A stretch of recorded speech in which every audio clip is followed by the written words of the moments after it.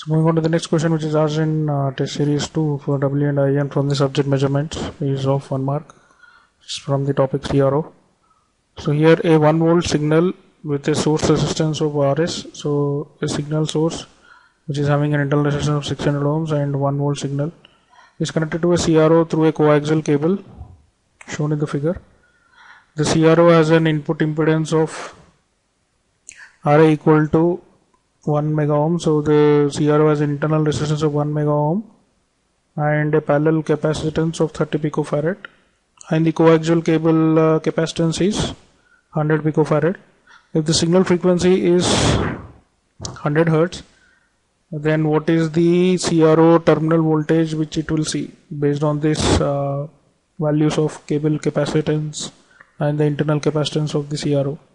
So when I redraw the circuit, so we have the voltage source here which is having internal resistance RS and Vs is a voltage, and now that is connected via a coaxial cable having a capacitance of 100 picofarad to a CRO which internally has a internal capacitance of 30 picofarad in parallel with a resistance of 1 mega ohm. So when I redraw the circuit, it looks something like this.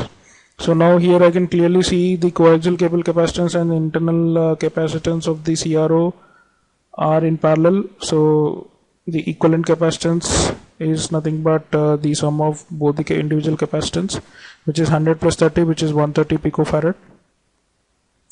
And when I calculate the impedance of the capacitance, which is given by 1 by 2 pi fc, so which comes as 12.25 mega ohms, taking frequency as 50 hertz, and the C the one with the value of C as 130 picofarad, it comes as 12.2 mega ohms.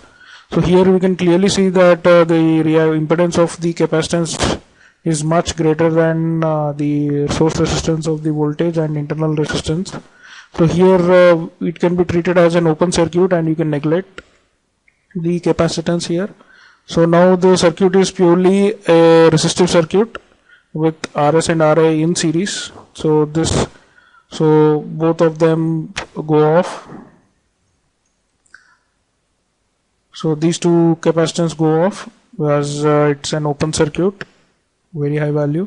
So it's a series circuit, so we can calculate the voltage which is going to the CRO using the voltage divider. So 1 volt is a input voltage with the input resistance of CRO as 1 mega ohm. So divided by 1 mega ohm plus the source resistance is 600 ohms. So it's nothing but 0.9994 volts. So the effective 1 volt voltage goes as 0.9994, which is almost equivalent to 1 volt because of very high input impedance of capacitor.